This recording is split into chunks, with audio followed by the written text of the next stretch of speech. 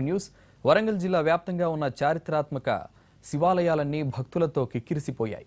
ఉదయం నుంచే భక్తులు ఆలయాలకు తరలి వస్తున్నారు. భక్తుల రద్దీ ఆలయ అధికారులు అన్ని ఏర్పాట్లను పూర్తి చేశారు. దీనిపై మరింత సమాచారం మా ప్రతినిధి వెంకట్ అందిస్తారు. రాష్ట్ర వ్యాప్తంగా శివాలయాలన్నీ శివహోం అనే నామస్మరణతో మారిమోగిపోతున్నాయి. ప్రస్తుతం నేను చారిత్రక 1000 స్తంభాల రుద్రేశ్వర స్వామి ఆలయంలో ఉన్నాను. రుద్రేశ్వర స్వామి ఆలయం నుంచి అప్డేట్ చేస్తున్నాను. వరంగల్ జిల్లా వ్యాప్తంగా కూడా శైవ క్షేత్రాలన్నీ భక్తులతో కిటకిటలాడుతున్నాయి. ఒక రుద్రేశ్వర ఆలయమే కాదు, జిల్లా కేంద్రంలో ఉన్న సిద్ధేశ్వర స్వామి ఆలయము, కురవి వీరభద్రుడి ఆలయము, మెట్టుగుట్ట రామలింగేశ్వర ఆలయము, చేర్యాల కొమరవెల్లి మల్లికార్జున స్వామి ఆలయము, ఐనవోలు మల్లికార్జున స్వామి ఆలయంతో పాటు చారిత్రక రామప్ప దేవాలయము, కోటగుళ్ళు అంటే ప్రతి శివాలయం అంతా కూడా శివాలయాలన్నీ కూడా శివనామస్మరణతో భక్తులతో కిటకిటలాడుతున్నాయి. ఉదయం 4 గంటలకు ప్రారంభమైన పూజలు ఇంకా కొనసాగుతూనే ఉన్నాయి. ఉపవాస దీక్షలతో, జాగరణ దీక్షలతో, శివనామస్మరణతో ప్రతి ఒక్కరు శివహోం అంటూ శైవక్షేత్రాలకు క్యూ కొడుతున్నారు.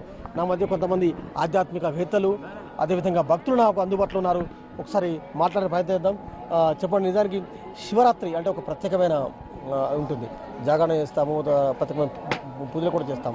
కానీ శివరాత్రి అంటే ప్రతి సోమవారం శివరాత్రి రావడం కూడా చాలా అరుదు. నేను ఎట్లా చూస్తాను? మాఘమాసంలో శివరాత్రి చాలా ఉత్తమోత్తమైనటువంటి పర్వదిన కాలం.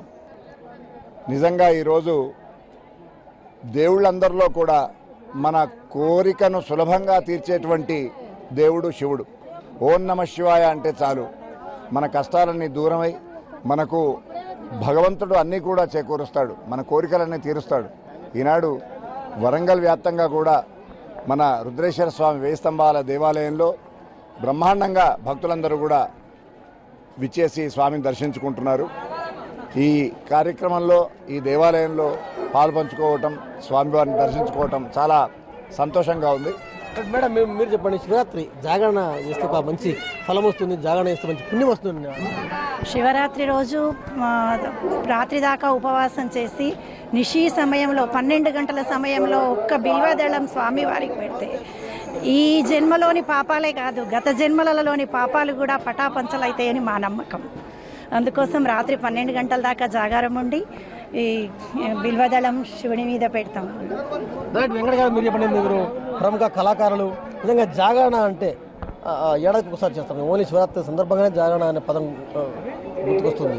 సరే, భక్తులకి నానుడి జాగరణ చేస్తే, ఉపవాసం ఉండి జాగరణ చేస్తే ఒక మోక్షదాయకమైనటువంటి మోక్షం లభిస్తుంది అనేటువంటి నానుడు ఉంది.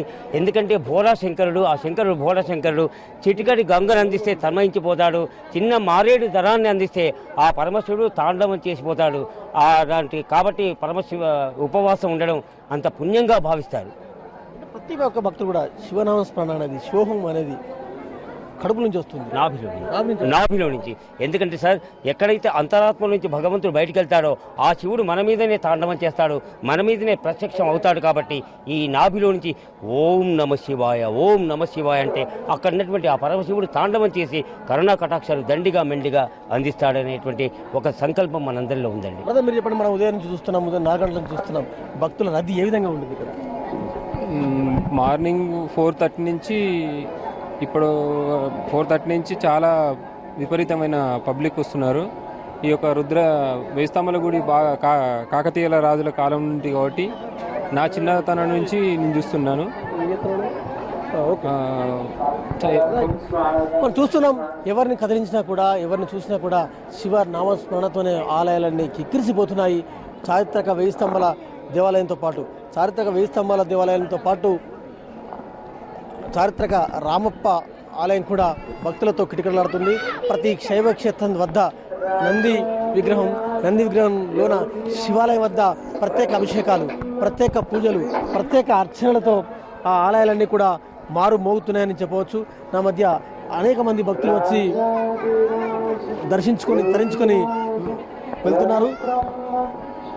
చారిత్రక 1000 స్తంభాల దేవాలయంతో పాటు చారిత్రక రామప్ప దేవాలయము, కొమరవెల్లి మల్లికార్జున స్వామి దేవాలయము, అదేవిధంగా ఐనవోలు మల్లికార్జున స్వామి దేవాలయము, మెట్టుగుట్ట శ్రీ రామలింగేశ్వర స్వామి ఆలయము, పాలకుర్తి సోమేశ్వర ఆలయము, కోటగుల ఆలయం, ఇలా ప్రతి శైవక్షేత్రం అంతా కూడా శివహోం శివహోం ఓం నమ శివాయ, ఓం నమ శివాయ అనే నామస్మరణతో, శివనామస్మరణతో ఆలయాలన్నీ టికెటలాడిపోతున్నాయని చెప్పవచ్చు. Over to Hyderabad studio.